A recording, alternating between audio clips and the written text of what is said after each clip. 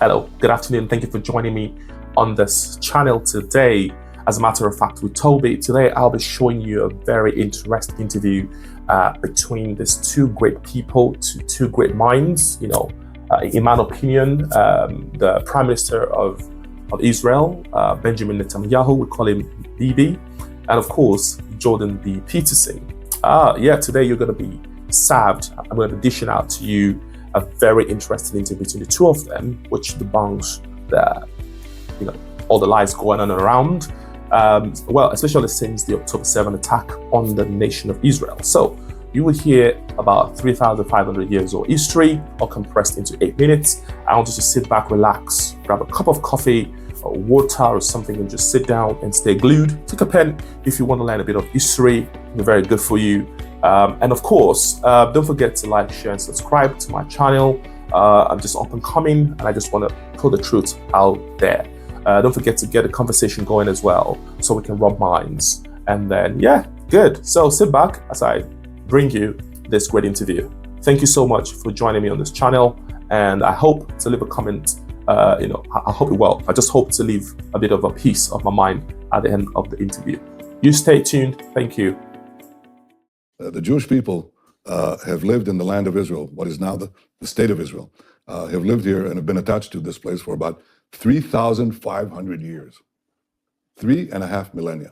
Now, for the first 2 millennia, roughly, of that time, we were living in what is described in a text commonly known as the Bible. So the Bible describes how the Jewish people lived on this land, were attached to this land, fought off conquerors, sometimes were conquered, but stayed on their land. And that continued for a very long time until roughly the 7th century, actually, after the birth of Christ, okay? For roughly 2,000 years. We were conquered by the Romans, we were conquered by the Byzantines. They did a lot of bad things to us, but they didn't really exile us, contrary to what people think, okay? The loss of our land actually occurred when the Arab conquest took place in the 7th century. The Arabs burst out from Arabia, and they did something that no other conqueror, not the Romans, not the Byzantines, not the Greeks before them, not Alexander the Great, nobody did before. They actually started taking over the land of the Jewish farmer. They brought in military colonies that took over the land. And gradually, over the next 2 centuries, the Jews became a minority in our land. So it is under the Arab conquest that the Jews lost their homeland. The Arabs were the colonials. The Jews were the natives dispossessed. Well, that happens in history. The Jews were dispossessed. We were flung to the far corners of the earth, suffered unimaginable suffering because we had no homeland. But we didn't disappear, and we never gave up the dream of coming back to our ancestral homeland. So generation after generation, the Jews could be in Warsaw, they could be in Yemen, they could be in China. And they said, next year in Jerusalem, we'll come back next year in Jerusalem. Well, that was made possible because the Arabs who had conquered the land basically left it barren. They never made it their own. It was a barren land. It really it was an empty land. And in the 19th century, the idea of coming back next year in Jerusalem became a reality. By the way, in part because of Christian Zionist support for the idea of the Great Return. The Jews came back in the 19th century to the land of Israel. The result of this return was that we started building farms, factories, places of employment. Arabs from nearby countries started immigrating, and they called themselves Palestinians. They reconstructed history and said, we've been here for centuries. No, they haven't. They weren't there at all, and they didn't have a national consciousness. We came back, made it our land, and we said, okay, we will live together. We decided to establish a state in 1948, that's 75 years ago, and we said, everybody can live here. The Arabs said, there can't be a Jewish state. You have no right to be here. It's our land. It's not your land. It's been our land for 3,500 years. If you took over somebody's apartment, knocked them out, dispossessed them, and they never gave up the claim, and they said, it's our claim, and you left this barren dump, okay? And the families, the progeny of the people you kicked out, came back, rebuilt the house. You cannot come back and tell them, you don't belong here, we're gonna kick you out, especially since you're latecomers who've come to live in part of the house, which is what the so-called Palestinians are, okay? We say to them, you can live here, we can live here, but it's our land, it's our state. And the reason this conflict continues is because the Palestinians, who represent the colonial powers, the Arab conquest of the Middle East and beyond, they are saying, you have no right for a Jewish state. Well, we do. If any people has any right to a state, if any people never gave up their dreams of returning to their ancestral home, if any people rebuilt their home from nothing, from barren, wasted land, it's the Jewish people. To tell them, you have suffered more than anyone else. You have never lost your dream of coming back and rebuilding your national life in your ancestral homeland, you have no right to be there. But the Arabs who are trying to destroy you, they have that right. That is a complete perversion of history and also a complete perversion of justice. The Jews belong to this land belongs to the Jews. The Palestinians are free to live here next to us, among us, but they're not free to demand the dissolution of the Jewish state. That is not justice, that is injustice. That's the shortest lecture I can give you about Jewish history. So why do you think the claim that the Palestinians were somehow there in Israel first and have been displaced in a colonial occupation, let's say, by the Jews, why do you think that idea has gained such cachet, not least in the West? Because of ignorance? I mean, what do you mean they were here first? Well, you know, you're familiar with the story of Jesus, right? Jesus was a Jewish rabbi living 2,000 years ago. He was a rabbi from the Galilee, okay? He came to Jerusalem, he turned the money tables of the tables of the money changers on the Temple Mount. Where did that happen? Did it happen in Tibet? It happened here. Jerusalem was our capital. King David made it our capital 3,000 years ago. So the Jews are here. To try to say that they weren't here and that the Palestinians were here thousands of years ago is ridiculous. Anybody, anybody who can, you can actually Google this and find out how absurd this thing is. So as far as reinventing ancient history, that is unpardonable, because anybody can find out and understand that the Jews were here for thousands of years, the Palestinians weren't here. As far as modern times are concerned, what the Palestinians have said is, and I write this in my book, and I show it because it's so comical.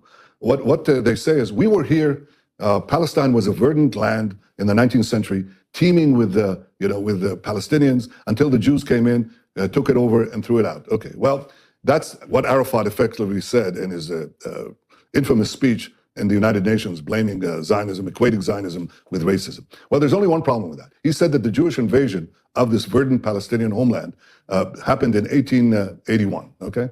The problem with that is that 12 years before, a famous visitor, among hundreds of visitors, named Mark Twain, visited the Holy Land. And he describes a totally different picture. He describes Palestine, I'm quoting him, is a vast wasteland. He said, only imagination can grace this barren land with the pomp of circumstance and life. It's just, he said, we traveled for a whole day. We didn't see, in the Galilee, we didn't see a human being, one single human being. He said, Jerusalem sits in sackcloth and ashes.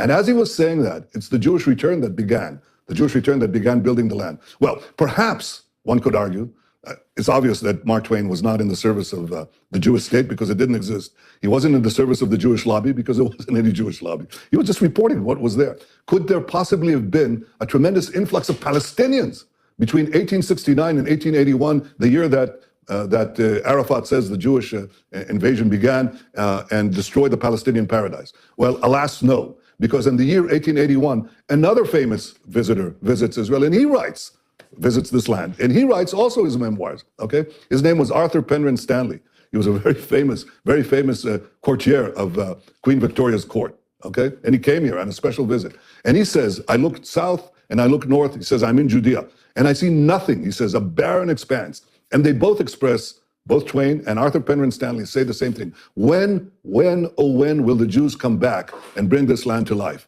And the answer is right then. We came back, brought it back to life. There were Arabs living here, but it was, as I say, a barren wasteland.